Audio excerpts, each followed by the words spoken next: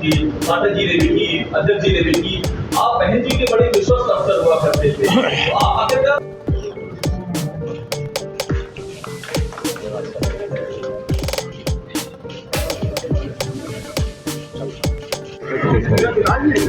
बैठो पूरा परत। थैंक यू मूवमेंट की बात की, पाठक जी ने भी की, अध्यक्ष जी ने भी की। आप बहन जी के बड़े विश्वस्त अफसर हुआ करते थे, तो आप आखिरकार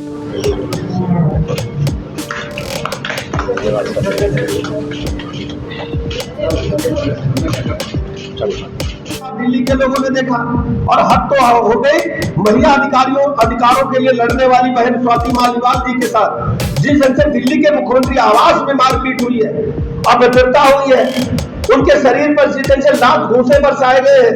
देश की महिलाओं से केजरीवाल को माफी मांगनी चाहिए और इंडी गठबंधन के लोगों को बताना चाहिए कि केजरीवाल किस ढंग से बेशर्मी के साथ इंडी गठबंधन के देश को शेयर कर रहे हैं, उनको बताना चाहिए। महिला अपमान पर इंडी गठबंधन पूरी तरह से चुप्पी साधे है। दूसरी तरफ माननीय प्रधानमंत्री नरेंद्र मोदी जी ने महिलाओं को आरक्षण देकर के उनके सम्मान से जीने का हक उन्हें प्रदान करने का काम किया है। मैं बहुत अधिक न बोलते हुए आप सबका पुनः आभार प्रकट करता हूं, अभिनंदन करता हूं, धन्यवाद देता हूं। दिल्ली के लोगों ने देखा और हद तो हो गई महिला अधिकारों के लिए लड़ने वाली बहन स्वाति मालीवाल जी के साथ, जिस ढंग से दिल्ली के मुख्यमंत्री आवास में मारपीट हुई है, अभद्रता हुई है, उनके शरीर पर जिस ढंग से लात घूंसे बरसाए गए हैं। देश की महिलाओं से केजरीवाल को माफी मांगनी चाहिए और इंडी गठबंधन के लोगों को बताना चाहिए कि केजरीवाल किस ढंग से बेशर्मी के साथ इंडी गठबंधन के देश को शेयर कर रहे हैं, उनको बताना चाहिए। महिला अपमान पर इंडी गठबंधन पूरी तरह से चुप्पी साधे है।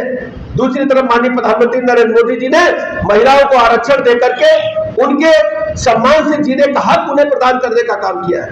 मैं बहुत अधिक न बोलते हुए आप सबका पुनः आभार प्रकट करता हूं, अभिनंदन करता हूं, धन्यवाद देता हूं। नहीं, मैंने जो जितने भी मुख्यमंत्री यहाँ पर हुए, जितनी भी पार्टी सरकारें हुए, सब मैंने मेन लाइन में फील्ड में काम किया। मैं आदरणीय कल्याण सिंह जी के साथ भी रहा, आदरणीय गुप्ता जी के साथ रहा, आदरणीय मुलायम सिंह जी के साथ 2 बार रहा और बहन जी के साथ भी काफी निकटता रही। और आप देख रहे होंगे कि आज की सरकार में आधे लोग वो हैं जो बहन जी के साथ या काशीनाथ जी के साथ रहे। आज भी जितने भी माननीय मंत्रीगण हैं उनमें देखिए कि वो एक बहुजन मूवमेंट की उपज है, जिनका दुख दर्द जनता का उन्होंने देखा है। तो विचार होता है क्या बहन जी और बीजेपी एक ही है क्या, ये कह रहे हैं आप? विचारधारा हर पार्टी की अपनी एक अलग विचारधारा होती है। ये विचारधारा बेस्ड पार्टी है। बीएसपी भी एक विचारधारा बेस्ड पार्टी है, उसकी अपनी अलग विचारधारा है। बीजेपी की जो विचारधारा है, जो आपने देखा होगा कि इसमें एक आम व्यक्ति का, चाहे वो पंडित श्यामा प्रसाद मुखर्जी रहे हो या उसके बाद भी जितने मूवमेंट चले हैं, उन्होंने बात की है एक गरीब कल्याण की, जो अब एक आपने देखा सबका साथ सबका विकास, उसमें परिणित हो चुकी है ये धारणा। बहुत बहुत धन्यवाद। डीआईजी रहे हैं, आईजी रहे हैं और एडीजी जोन के रूप में बरेली, कानपुर, प्रयागराज से सेवानिवृत्त होने के बाद उन्होंने सामाजिक जीवन में बहुजन सशक्तिकरण निर्माण के लिए काम किया और अपने अभियान से लाखों युवाओं को जोड़ने का काम किया है। आज हमारे बीच में है। मैं प्रदेश के माननीय मुख्यमंत्री और हमारी पार्टी की ज्वाइनिंग कमेटी के अध्यक्ष आदरणीय ब्रजेश पाठक जी से निवेदन करता हूं कि उनका भारतीय जनता पार्टी के प्रदेश मुख्यालय पर आप सबका स्वागत और अभिनंदन करता हूं। आज की इस विशेष आयोजन में उपस्थित है हमारे उप मुख्यमंत्री आदरणीय ब्रजेश पाठक जी, आदरणीय मनीष दीक्षित जी, आदरणीय उत्तर प्रदेश के यशस्वी उप मुख्यमंत्री जी, माननीय विधायक जी, गुरुप्रकाश जी, सम्मानित मंच और हमारे सम्मानित मीडिया, आज मुझे अत्यंत हर्ष की अनुभूति हो रही है और एक बहुत बड़ा जो देश का कर्ज अपने ऊपर है उसे उतारने का अवसर मिल रहा है कि एक ऐसी पार्टी जो पूरी तरह से समर्पित है 2047 तक विकसित राष्ट्र के रूप में भारत को स्थापित करने के लिए कि मैं भी उसका हिस्सा बनूं, इस यज्ञ में अपनी आहुति दूं। बहुजन सशक्तिकरण संघ के रूप में हमने बहुजनों की लड़ाई लड़ी है, नौकरी में रहकर भी और नौकरी के बाद भी काफी चिंतन किया। रिटायरमेंट के बाद लोगों को लगता है कि शायद सत्ता की भूख है, MP MLA बनना चाहते हैं, इसलिए जाना चाहते हैं। मैंने पहले ही ये शर्त रखी थी कि मैं अभी मेरा कोई विचार नहीं है इलेक्शन का, और पूरे समाज के लोगों ने मेरा उत्साह प्रदान किया। आज ही मैंने अपने चैनल नौ प्रेम प्रकाश के जरिए जब लाइव सेशन किया तो उसमें लोगों ने, हर वर्ग के लोगों ने जो हमसे जुड़े हुए थे या विभिन्न पार्टियों से जुड़े हुए थे, उन्होंने अपनी शुभकामनाएं प्रेषित की और कहा कि बहुत अच्छा कदम है। तो मैं आदरणीय प्रधानमंत्री जी नरेंद्र मोदी जी का जो विकसित राष्ट्र का सपना है उस पर अपनी आहुति दूंगा। उत्तर प्रदेश के मुख्यमंत्री योगी आदित्यनाथ जी ने जो उत्तर प्रदेश का कायाकल्प किया है उसमें हम अपनी आंखों से देख रहे हैं कि किस प्रकार का एक बड़ा परिवर्तन लॉ एंड ऑर्डर के क्षेत्र में हुआ है, जिसके हम साक्षी रहे हैं, उसके भागीदार रहे हैं। आज हमारे यशस्वी उप मुख्यमंत्री जी जिस तरीके से संगठन और प्रदेश की सरकार को चला रहे हैं, गुंडा माफिया राज ये बिल्कुल दूर यहाँ से भगाया गया, उसके लिए बड़ा अथक प्रयास किया है सभी लोगों ने। तो मैं पार्टी की नीतियों से प्रभावित होकर आज भारतीय जनता पार्टी की सदस्यता ग्रहण कर रहा हूँ, और मेरा जो जीवन है वो समर्पित रहेगा अपने बहुजनों के लिए, अपने गरीब कल्याण के लिए। आज एक बात उठाई जा रही है, मुझे सबसे ज्यादा वेदना होती है जब आरक्षण की समाप्त करने की बात करते हैं। संविधान बदलने के लिए लोग आह्वान कर रहे हैं कि पार्टी ने इसलिए एक नारा दिया है कि अगली बार 400 बार केवल इसलिए दिया है कि संविधान बदलेंगे। संविधान बदलना इतना आसान है। केशवानंद भारती जजमेंट के बाद ये निश्चित हो गया था कि जो बेसिक स्ट्रक्चर है उसको चेंज नहीं किया जा सकता। बाबा साहब डॉक्टर भीमराव अम्बेडकर जी की इस बार जयंती पर 14 अप्रैल को जब मैं पार्लियामेंट हाउस गया, वहाँ सबको ये कयास लगाए जा रहे थे कि शायद इस बार प्रधानमंत्री जी नहीं आएंगे, लेकिन जब वहाँ सबसे पहले आदरणीय प्रधानमंत्री जी पहुंचे तो वहाँ जनता में एक हर्ष की छा गई और लोगों को लगा कि हाँ ये केवल एक ऐसा जुमला छोड़ा जा रहा है, केवल पार्टी बाजी से प्रभावित होकर लोग ये कोशिश कर रहे हैं कि किसी भी तरह से रूलिंग पार्टी को बदनाम किया जाए। मेरा यह दृढ़ विश्वास है कि अपने जो साथी हैं उन सबको मैंने आश्वस्त किया कि यदि बाबा साहब के सपनों को साकार करने के लिए जो कदम उठाए हैं, चाहे वो स्मारक के रूप में हो, चाहे योजनाएं हो, गरीब कल्याण के लिए, बहुजन समाज के एक जितने भी युवा हैं उनको स्वरोजगार देने की दिशा में जो कदम उठाए गए हैं, ये भारतीय जनता पार्टी कर सकती है।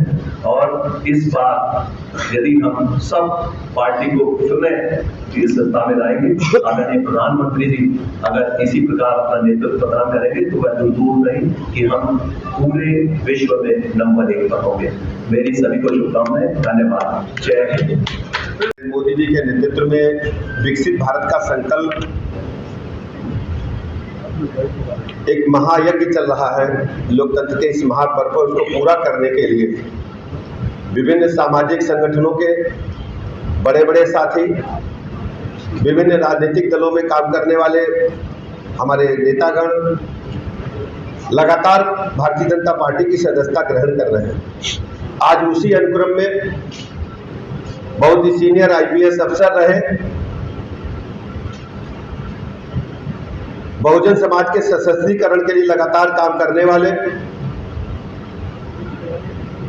आदरणीय प्रेम प्रकाश जी ने भारतीय जनता पार्टी परिवार को ज्वाइन किया है। उत्तर प्रदेश भारतीय जनता पार्टी की तरफ से मैं हृदय से स्वागत करता हूं, अभिनंदन करता हूं, बहुत बहुत बधाइयां देता हूं और निवेदन करना चाहूंगा प्रेम प्रकाश जी से कि अभी 2 चरणों का चुनाव बाकी है। जहां जहां अभी पोलिंग है वहां पूरी ताकत और लगन के साथ लग करके इस यज्ञ में अपना भी योगदान प्रदान करें। उत्तर प्रदेश में 5 चरणों का चुनाव संपन्न हो चुका है। भारतीय जनता पार्टी ने माननीय प्रधानमंत्री नरेंद्र मोदी जी की गरीब कल्याण योजनाओं के माध्यम से दुनिया में जिस ढंग से भारत माता का परचम बुलंद हुआ है, आज भारत जो बोलता है दुनिया सुनती है।